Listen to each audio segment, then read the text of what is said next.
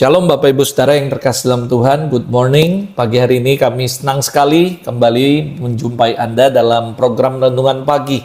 Saya berdoa dari tempat ini dimanapun Anda berada yang menyaksikan program Renungan Pagi hari ini will be blessed by the word, dan melalui firman Tuhan yang hari ini kita belajar sama-sama, kita diingatkan kembali untuk kita terus ada dalam jalan-jalan Tuhan. Yuk, sebelumnya saya mengajak Anda untuk kita buka hati, mempersiapkan hati kita, dan kita undang Roh Kudus untuk memberikan revelation, wisdom, understanding buat kita, supaya setiap firman yang kita belajari hari ini tidak berlalu begitu saja, boleh menguatkan iman kita, dan boleh memberkati kehidupan kita, dan menguatkan kehidupan kita. Roh Kudus, kami undang Engkau pagi hari ini untuk hadir di tengah-tengah kami, dalam renungan firman Tuhan yang singkat ini. Kami mengandalkan Tuhan, baik hamba-Mu yang menyampaikan, biar hamba bisa menyampaikan tepat seperti apa yang Kau mau. Dan kami semua yang mendengar, kami diberikan hikmat, revelation, wisdom, supaya kami bisa mengerti akan kebenaran-Mu. Kami ngerti bagaimana kami harus hidup, dan ini menjadi sebuah guidance buat kami, sebuah tuntunan buat kami, supaya kami tetap ada terus dalam jalan-jalan-Mu. Mari Roh Kudus bekerjalah sementara pemberitaan firman dibagikan, biar Engkau yang pegang kendali apa yang perlu disampaikan, apa yang perlu diberitakan. Roh Kudus menguasai perkataan hamba. Kami buka hati dan kami mempersilakan Roh Kudus bekerjalah secara ajaib pagi hari ini. Para malaikat orang kudus, lakukan bagian kalian, layani semua umat Tuhan dimanapun mereka berada, supaya mereka boleh mengalami Kristus secara nyata. Kami kembalikan segala hormat, pujian, kemuliaan buat Tuhan dalam nama Yesus. Amin, amin. Pagi hari ini, saudara, saya mengajak Anda dalam renungan pagi kita untuk belajar dari 1 Petrus 3 ayat yang ke-13 sampai ayat yang ke-22. Saudara, kalau saudara baca judul perikopnya adalah menderita dengan sabar. Saya juga mengambil sebuah judul renungan pagi hari ini, yaitu bagaimana kita harus sabar dalam menghadapi penderitaan, atau bagaimana kita ketika mengalami penderitaan, kita harus memiliki sebuah karakteristik daripada Kristus, yaitu kesabaran, atau buah roh salah satunya adalah sabar. Sabar merupakan salah satu buah daripada Roh Kudus, di mana diajarkan dalam Galatia pasal 5 bahwa kasih, sukacita, damai sejahtera, kesabaran, saudara. Dan salah satu buah yang dihasilkan oleh Roh Kudus yang bekerja dalam kehidupan kita adalah kesabaran, dan sabar ini penting sekali. Dan kalau kita baca, saudara, 1 Petrus ini ditulis sebenarnya ketika Anda mempelajarinya, ini adalah untuk orang-orang Kristen yang mengalami penganiayaan, menjelaskan bagaimana konteks ayat ini dan bagaimana pentingnya hidup dalam iman meskipun kita menghadapi tantangan, atau menghadapi yang namanya proses, atau menghadapi yang namanya penderitaan dalam kehidupan kita. Saya percaya dalam hidup ini nggak ada manusia yang nggak melalui proses. Proses adalah bagian dari hidup kita. Bahkan beberapa waktu lalu saya merenungkan bahwa kehidupan kita ini nggak selalu melalui berkat-berkat, ngomong tentang berkat. Tapi saya percaya berkat dan proses adalah bagian dari kehidupan kita yang kita nggak akan pernah bisa melupakan atau mereject itu. Tapi kita harus terima bukan cuma blessing, tapi setiap proses. Karena saya percaya proses adalah berkat Tuhan yang luar biasa dalam hidup kita. Karena melalui setiap proses yang Tuhan izinkan akan mendewasakan kehidupan kita. Melalui setiap proses yang Tuhan izinkan dalam hidup kita akan membuat kita sempurna seperti Kristus. Dan kita akan terus menjadi dewasa dan belajar bagaimana hidup seperti Kristus, saudara. Nah, ketika kita pelajari dalam 1 Petrus 3 ayat 13 sampai 22, saya menemukan beberapa poin penting sekali yang kita bisa pelajari dari ayat firman Tuhan ini. Yang pertama, bagaimana ketika Anda baca ayat 13-14 berkata, "Siapakah yang akan berbuat jahat terhadap kamu jika kamu rajin berbuat baik? Tetapi sekalipun kamu harus menderita juga karena kebenaran, kamu akan berbahagia. Sebab itu janganlah kamu takuti apa yang mereka takuti, dan janganlah gentar," saudara. Kalau Anda pelajari di sini dikatakan sebab itu janganlah kamu takuti. Saudara, poin yang pertama yang kita pelajari dari 1 Petrus 3 ayat 13 ini dan ayat yang ke-14, yaitu tentang keberanian di tengah-tengah penderitaan atau penganiayaan, saudara. Menjelaskan bagaimana ketika kita menjadi pengikut Kristus, the follower of Jesus Christ, kita harus siap menghadapi penderitaan. Petrus mengajarkan kepada Anda dan saya supaya kalau kamu harus mengalami penderitaan oleh karena kebenaran, kita harus berbahagia. Mungkin ayat ini agak sedikit aneh. Kenapa kok ketika kita mengalami penderitaan kita harus berbahagia? Tetapi saudara, dikatakan ayat ini, ayat 14 benar. Sekalipun kamu harus menderita oleh karena kebenaran, kamu harus berbahagia. Itu sebabnya jangan takuti akan hal itu. Saudara, orang banyak sekali takut yang namanya ngalami proses, ngalami penganiayaan, ngalami tantangan yang gak enak dalam kehidupannya. Tapi Rasul Petrus mengajarkan kepada Anda dan saya, kita harus mempersenjatai diri kita dengan pikiran yang demikian. Kita harus siap sedia ketika kita menghadapi penderitaan atau penganiayaan. Bahkan Rasul Petrus menjelaskan dengan jelas sekali bagaimana ketika kita mengalami penganiayaan karena kebenaran, bukan karena kita salah atau karena dosa, itu kita harus berbahagia. Jadi yang pertama kita pelajari dari ayat ini adalah bagaimana tentang sebuah keberanian. Saya percaya the Lord is not given us the spirit of fear. Dia nggak pernah kasih kita roh ketakutan, tapi kita harus punya keberanian di tengah-tengah penganiayaan, dan kita harus siap untuk menghadapi segala macam penderitaan dalam kehidupan kita. Nah, saya yakin dan percaya ayat ini menggarisbawahi bahwa penderitaan karena kebenaran adalah berkat, bukan kutuk, saudara. Ini hal yang luar biasa yang kita bisa pelajari. Sekali lagi saya katakan, menggarisbawahi kata ini di ayat 14, bahwa penderitaan oleh karena kebenaran, kita menderita karena kita berbuat baik, kita menderita karena kita hidup benar, itu adalah berkat, bukan kutuk, saudara. Itu sebabnya kita hari ini yuk belajar untuk mengubah paradigma kita, mengubah perspektif kita. Ketika kita mengalami tantangan, mengalami proses, mengalami bahkan penganiayaan sekalipun, bukan karena kita salah, bukan karena kita berdosa, tapi karena kita melakukan kebenaran, karena kita berbuat benar, karena kita sungguh-sungguh takut akan Tuhan, itu adalah sebuah blessing, sebuah berkat yang luar biasa. Dan kita harus mempersiapkan diri sebagai the follower of Jesus Christ. Kita harus siap untuk menghadapi penderitaan. Apalagi kalau Anda yakin bahwa hidupmu benar, Anda yakin bahwa kamu sungguh-sungguh takut akan Tuhan, penderitaan apapun is not just itu bukan sebuah kutukan dalam hidup Anda, itu bukan hal yang buruk dalam hidup Anda, but itu adalah blessing buat Anda. Dan saya yakin dan percaya melalui setiap tantangan, setiap proses penderitaan,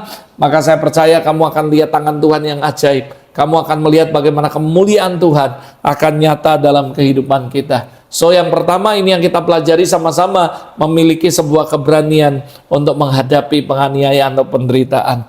Yang kedua, kalau kita baca ayat 15-16, tetapi kuduskanlah Kristus dalam hatimu sebagai Tuhan, dan siap sedialah pada waktu untuk memberi pertanggungjawaban kepada tiap-tiap orang yang meminta pertanggungjawaban dari kamu tentang pengharapan yang ada padamu. Tetapi haruslah kamu dengan lemah lembut dan hormat, dan dengan hati nurani yang murni, supaya mereka yang memfitnah kamu karena hidupmu yang saleh dalam Kristus menjadi malu karena fitnaan mereka itu.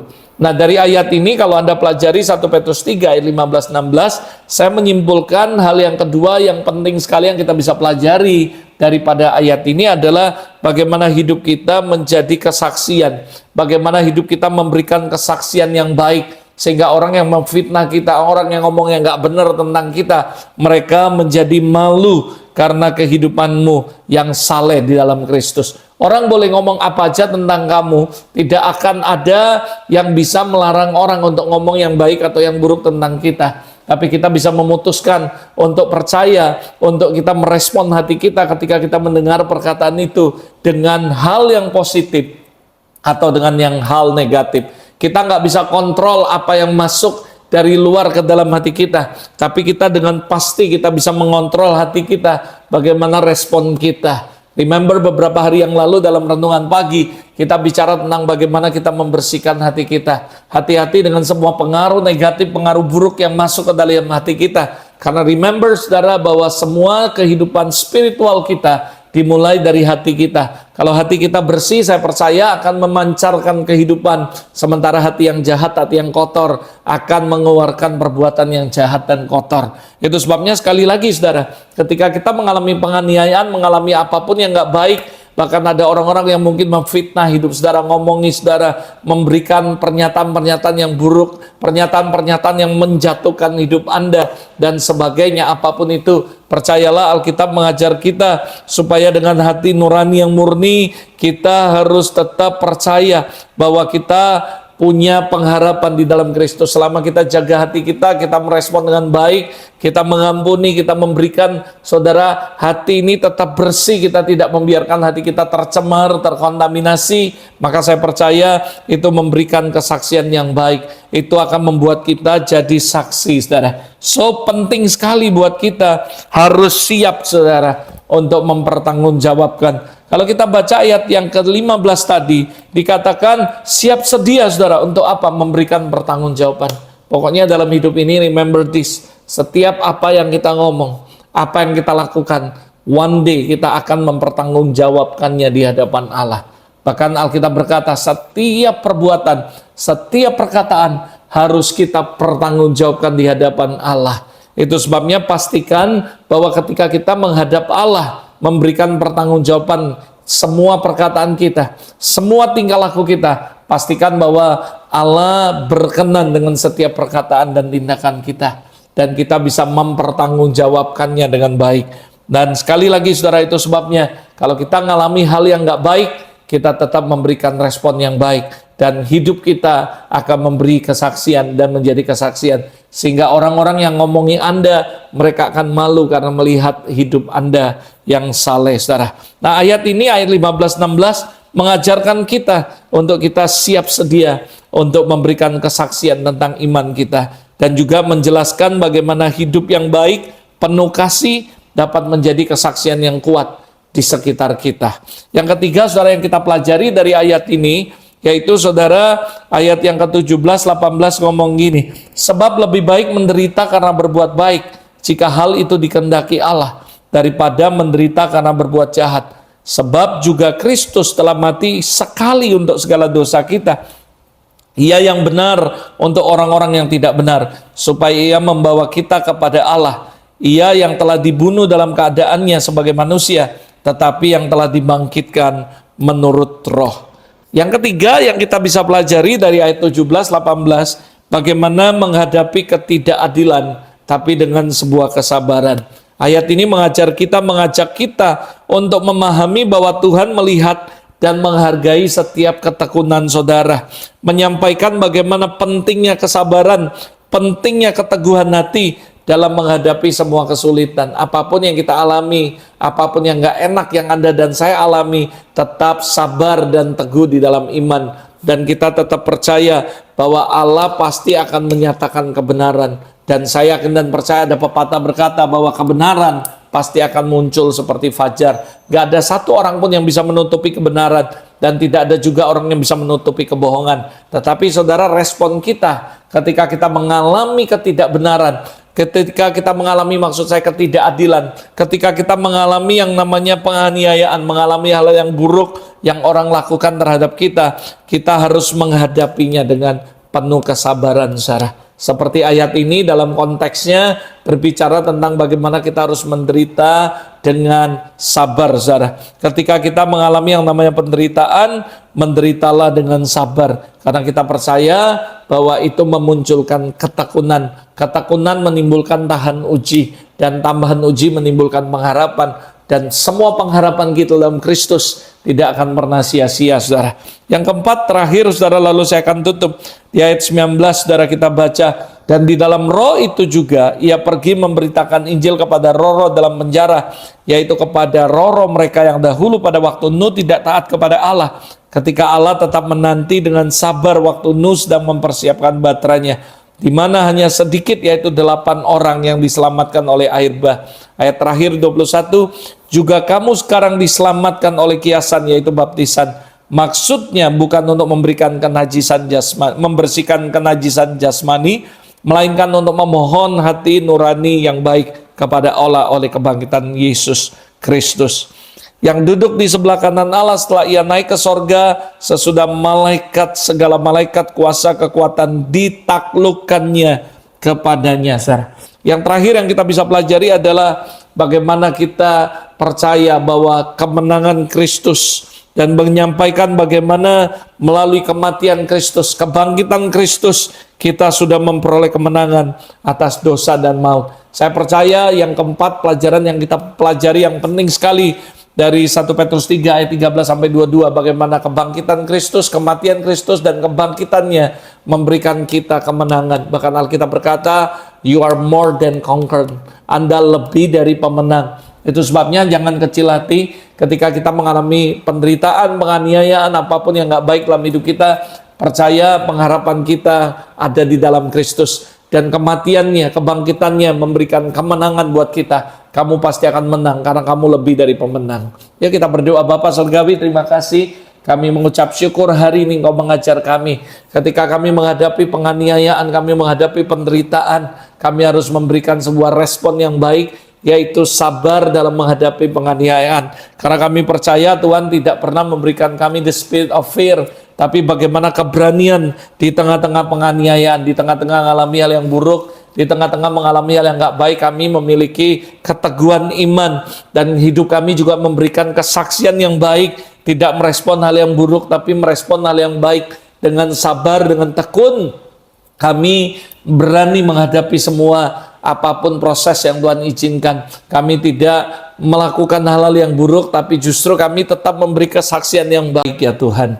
Dan kami berdoa dalam nama Yesus, biarlah Engkau terus ada dan nyata dalam kehidupan kami, sertai kami. Bapak, Hamba berdoa untuk setiap umat-Mu, biarlah Tuhan kami dimampukan, dikuatkan, supaya kami ketika menghadapi semua penderitaan, penganiayaan sekalipun, kami tetap sabar di dalam Kristus. Tuhan, aku memberkati setiap umat-Mu, in the name of Jesus, be blessed, be blessed, be blessed. Sebelum kami mulai hari ini, biar kami berjalan bersama-sama dengan Engkau, sertai kami kemanapun kami pergi, dan biar Tuhan Kau ada dan nyata dalam kehidupan kami. Sekali lagi, setiap firman yang kami dengar hari ini, biar itu bertumbuh dan memberkati kehidupan kami, menguatkan hidup kami, dan boleh menjadi sebuah guidance dalam hidup kami. Ketika kami menghadapi hal yang nggak baik, kami tetap sabar dan dimampukan oleh Roh Kudus. Terima kasih Bapak, berkati setiap umat-Mu, berkati aktivitas kami, dalam nama Yesus kami berdoa. Amin, amin. God bless you.